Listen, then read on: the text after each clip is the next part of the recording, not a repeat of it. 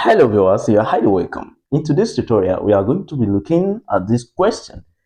This is coming from quadratic equation, but we have something different here. The question asks us to find the roots of the absolute value of x minus 2 all squared, then absolute value of x minus 2 minus 6 equals 0.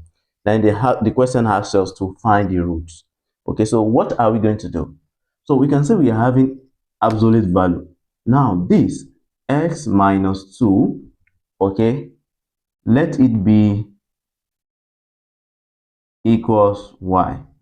So if we let this to be y, and here this x minus 2 absolute value cannot be negative. Let's take note of that. X minus 2 will be greater than 0. So now I want you to take note of this. It can never be negative. In case if we have negative number, we have to reject it.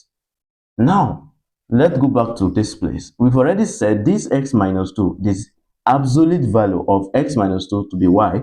So now from this main question, so we're going to have y all squared plus y minus 6 equal 0. Okay, now from there, the next thing we're going to do, this is quadratic equation in terms of what? In terms of y. So what are we going to do here? We are going to factorize. So now let's have it like this, okay, equals 0. Now from here, since the coefficient of the leading term here, okay, is 1, so we put y here, y, so that when you multiply y times y, you're going to have y squared. Now we're going to look at what will be here and what will be here. Now let's go directly to the constant term here, which is 6. Which number of factors of 6 that when you multiply the two together, you're going to have minus 6, but when you do the sum or when you add them together, you're going to have this plus.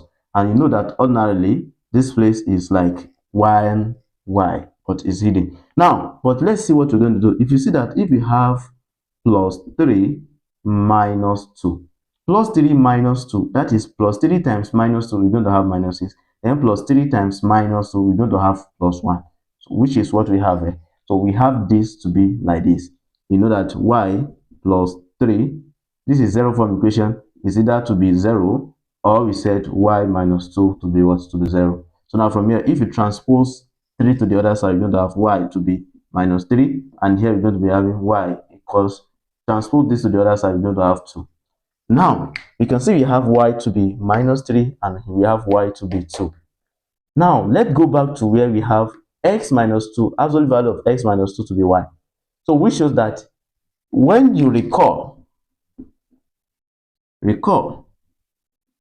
that y equals absolute value of x minus 2, and you should know that this must always be greater than 0. So now, which is same thing as y. Look at the value of y we got there. You can see we have minus 3. So we're going to discard this or reject this, and we only pick this. I get it now. So we only pick this one, y equals 2. So now from there, the next thing we're going to do, we're going to have what? We're going to have x minus 2 to be equals the y that is positive, which is greater than 0, is what? Is 2. But don't forget that we have the absolute value is there.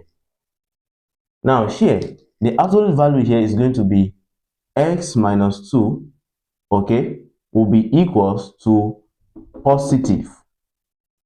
Okay, this is positive, and or x minus 2 equals minus 2, which is what? Negative. So you'll be taking what? Because of this absolute value, right? So if you want to take away this absolute value from here, are you getting it now? So we are going to be having two conditions, and that's going to be x minus 2 equals to, and x minus 2 equals to minus what? Minus 2. So we take the positive and negative. That's what I put here, positive and negative. Now from here, from the case 1, when we have x minus 2 equals 2, so you can see that x is going to be 2.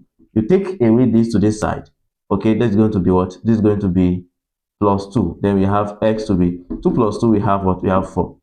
Now for case 2, okay, when we have this x minus 2 equals minus what? Minus 2. Take away this to this side, we're going to have x equals minus 2 plus 2, then we have x to be 0. So we have x to be 0 and we have x to be 4 here. So therefore here, these are the what? These are the two roots we are looking for. So the roots of the equation, the root of the equation are x equals 0 and what? And x equals 4. And that's the solution. Now, if you enjoy this class, please kindly share this to your friends, your family, so they can benefit from it. If you have not followed our Facebook page, consider to do today.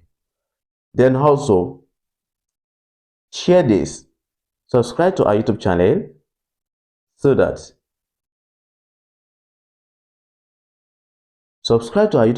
hit on the bell icon so that you'll be notified anytime we upload any content. Bye bye.